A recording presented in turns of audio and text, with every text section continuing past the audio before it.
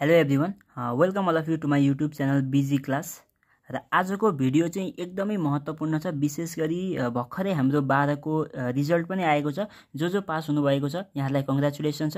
र जो चाहिँ नन ग्रेडेड हुनुभएको छ, दुईटासम्ममा नन ग्रेडेड हुनुहुन्छ भने तपाईँको एक्जाम असोजमा हुनेवाला छ। र यदि तपाईँ चाहिँ मोर देन दुईटामा चाहिँ नन ग्रेडेड हुनुभएको छ भने चाहिँ तपाईँले 1 वर्ष पर्खिनु पर्नेछ। केही छैन, मेहनत गर्नुहोस्, निराश नहुनु होला हैन। यो दुःख सुख भनेको जिन्दगीमा आइपर्छ। यो कहिले उकाली कहिले ओह्राली यो चलिरहन्छ, यस्तै हो। तर हामीले पढ्न छोड्नु भएन, मेहनत गर्नुहोस्। तपाईको अर्कोचोटि अवश्य पनि पास हुनुहुने नै छ। त्यसको लागि केही हेल्प गर्ने उद्देश्यले मैले यो एउटा क्वेसन लिएर आएको छु। तपाईको यो मोडल क्वेसनमा भए जस्तै खालको एउटा क्वेसन, ट्रेडिङ एकाउन्ट र प्रॉफिट एन्ड लस एकाउन्ट बनाउने खालको क्वेसन छ। एकचोटि सर हेरौँ, यसको म सोल्युसन पनि गर्नेछु। एकदमै इम्पोर्टेन्ट भिडियो हुनेवाला छ, मजाले बुझ्नु होला, कन्सेप्ट वाइज क्लियर हुनु होला है त। सुरु गरौँ। The following details of RNG company is given below for the year ended 31 December 2002 को लागि दिएको छ। सेल्स दिएको छ 15 lakh, opening stock 1,20,000, purchase 7 lakh दियो, एडभर्टिजमेन्ट 40,000 दियो, रिटर्न इनवर्ड भनिकन 7,000 दियो, पर्चेस रिटर्न 9,000 दियो, rent 1 lakh, insurance 50,000, interest on investment 4 lakh, commission income 15,000 छ, carriage 17,000, selling expense 10,000, office expense 7,000, interest on loan 15,000। अर्को हामीसँग छ एडिसनल इन्फर्मेसनमा क्लोजिङ स्टक 55,000 को दियो, आउटस्ट्यान्डिङ रेन्ट भनेको 22,000 को दियो, प्रिपेड इन्सुरेन्स भनेको 45,000 को दियो है। निकाल्नुपर्ने के रिक्वायर्डमा हेरौँ। ट्रेडिङ एकाउन्ट र profit and loss account. Trading account normally 2 मार्क्समा, प्रॉफिट एन्ड लस एकाउन्ट 3 मार्क्समा गर्दा यो जम्मा 5 मार्क्सको क्वेसन हो है तपाईको।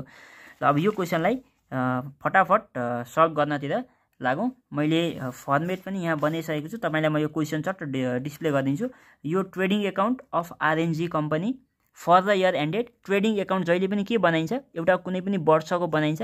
ब्यालेन्स सिट बनाउनु पर्यो भने यहाँ एज अन डेट भनेर यो डेट लेखिन्छ। तर तपाईको इन्कम स्टेटमेन्ट अथवा तपाईको चाहिँ trading and profit and loss account भनेको चाहिँ तपाईको कुनै पनि वर्षको सुरुदेखि अन्तिमसम्मको एउटा पिरियडको बनाइन्छ। त्यही भएर फर द इयर एन्डेड भनेर आयो।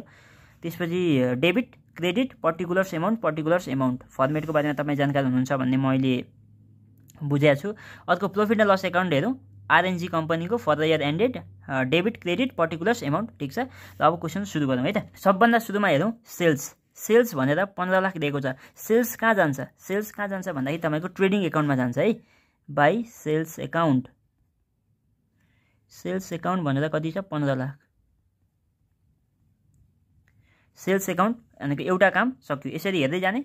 ट्रेडिङमा आउँछ कि प्रॉफिट एन्ड लस एकाउन्ट आउँछ त्यहाँ हाल्दै जाने है त। अर्को ओपनिङ स्टक भनेर 1,20,000 ओपनिङ स्टक ट्रेडिङ एकाउन्टको डेबिटमा टु ओपनिङ स्टक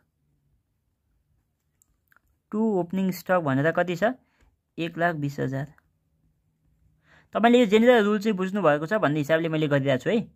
अर्को पर्चेस आएको छ हामीसँग 7 लाख रुपियाँ है। पर्चेस 7 लाख यहाँ आयो। पर्चेज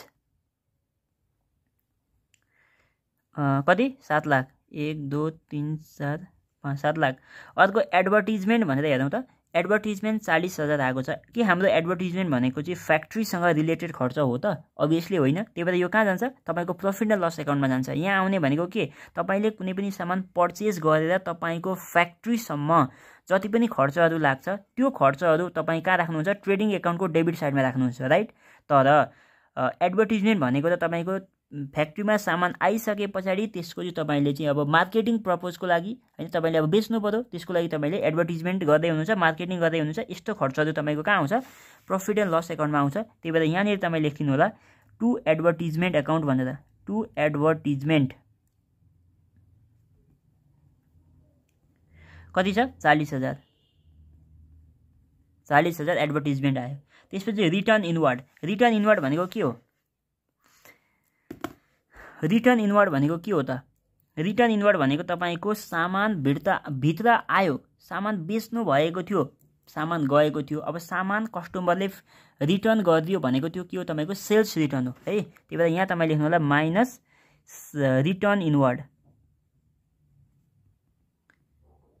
यसलाई यहाँ भित्र लेख्थेँ मैले 15 लाख, 1 2 3 4 5 कति रिटर्न इनवर्ड कति छ 7,000 को। 7,000 घटाइदिनु होला। अब आयो कति 14,93,000 राइट। हो। यसरी तपाईँको के हो, रिटर्न इनवर्ड भनेको सेल्स रिटर्न हो। ओके, अब जाउँ पर्चेस रिटर्न। पर्चेस रिटर्न पर्चेसबाट घट्नु पर्यो, माइनस पर्चेस रिटर्न। मैले अघि यसलाई यता लेख्दैछु कि 7 लाख 1 2 3 4 5। पर्चेस रिटर्न कति छ, 9,000 रुपियाँ घटाइदिने।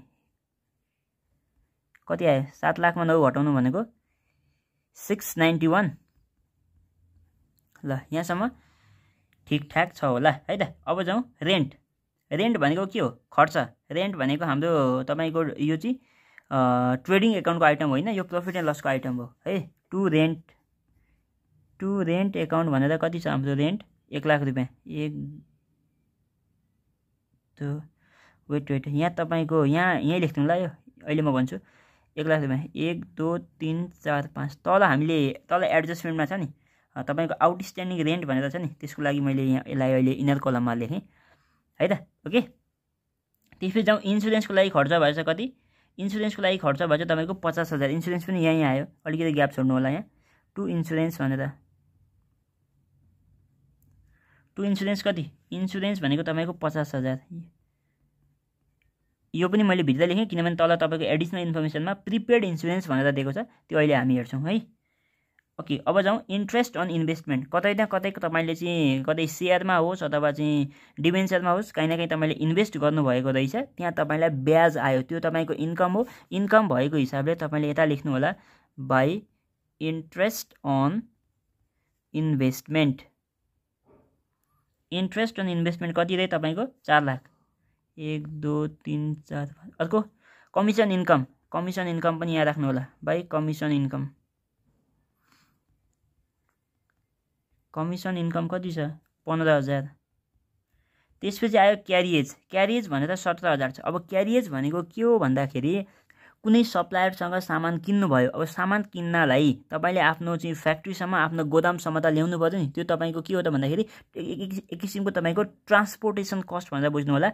फ्याक्ट्रीसम्म सामान ल्याउँदाखेरि लागेको कस्टलाई तपाईँ ट्रेडिङ एकाउन्टमा लानुपर्ने हुन्छ, त्यही भएर यहाँ टु क्यारिएज भनेर राख्नु होला। क्यारिएज भनेको तपाईँको सप्लायरदेखि फ्याक्ट्रीसम्म ल्याउँदा लागेको खर्च भनेर बुझ्नु होला। क्यारिएजमा कति छ, 17,000।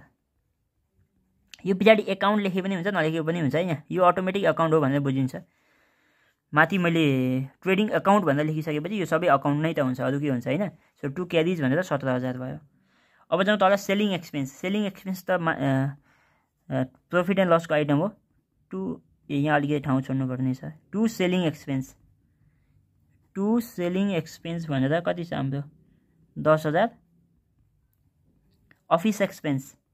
To office expense. Office expense भनेर कति छ, 10,000।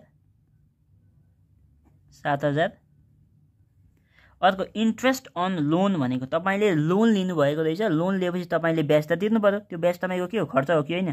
So to interest on loan भनेर 15,000 रुपियाँ।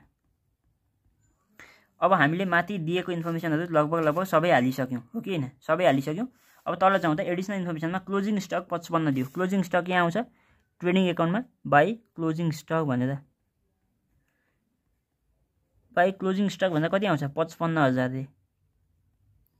55,000 भयो, क्लोजिङ स्टक आयो। अब यो क्लोजिङ स्टक ब्यालेन्स सिट बनाउनु भनेको भए यो ब्यालेन्स सिटमा पनि जान्थ्यो, हामीलाई ब्यालेन्स सिट बनाउनु भनेको छैन, टाउको दुखाउनु परेन है। Closing stock 55,000। अर्को जाउँदा आउटस्ट्यान्डिङ रेन्ट भनेर 22,000 दिएको छन्। यो के हो, आउटस्ट्यान्डिङ रेन्ट, तिर्न बाँकी रेन्ट तपाईँले तिर्न बाँकी छ भनेको तपाईँले चाहिँ रेन्ट चाहिँ जुन यो 1 लाख रुपियाँ छ नि, यो 1 लाख रुपियाँ तपाईँको कम्प्लिट रेन्ट होइन कि यो वर्षको कम्प्लिट रेन्ट होइन, तपाईँले यो चाहिँ तपाईँले तिरेको रेन्ट रहेछ होइन। अब तपाईँको तिर्न बाँकी रेन्ट भनेको कति, अझै 22,000 छ नि, त्यही भएर यहाँनिर तपाईँले प्लस गरेर आउटस्ट्यान्डिङ रेन्ट भनेर लेख्नु होला। ल कति, आउटस्ट्यान्डिङ रेन्ट भनेर 22,000।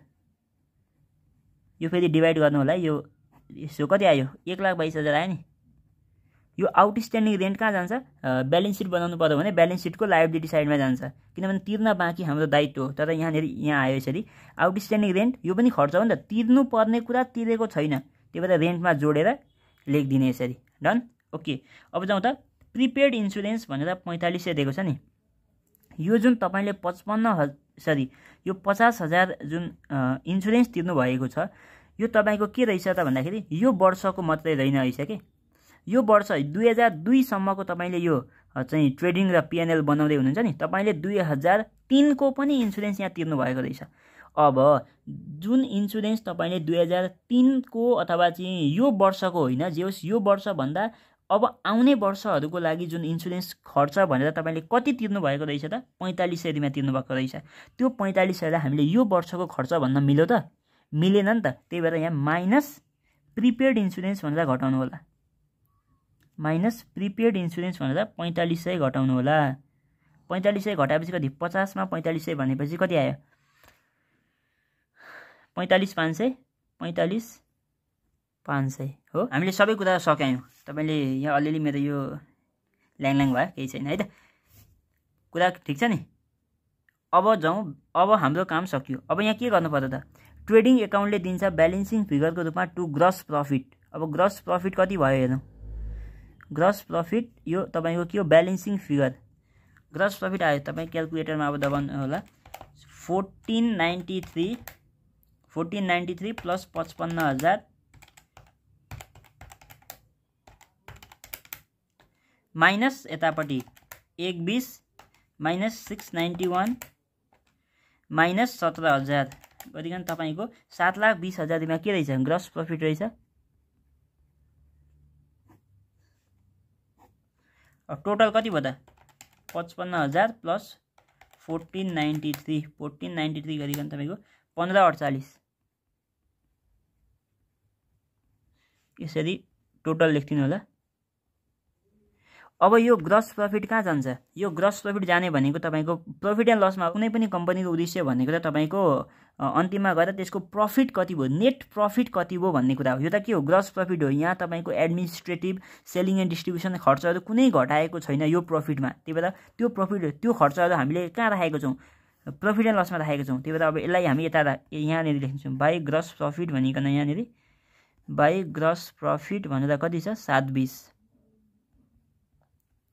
अब यो जोड्ने यो घटाउने जति आउँछ त्यो हाम्रो के हो त नेट प्रफिट हो।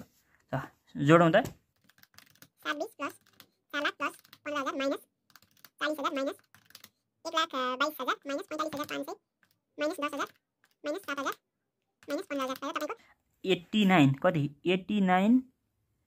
89,550 दुईटा जिरो तपाईलाई के भन्छ भने टु नेट प्रफिट भनेर भन्छ। यो टु नेट प्रफिट भनेर यो तपाईको के हो ब्यालेन्सिङ फिगर हो।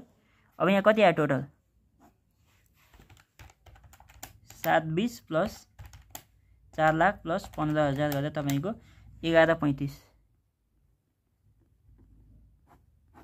यति तपाईले गरिदिनु भयो भने तपाईको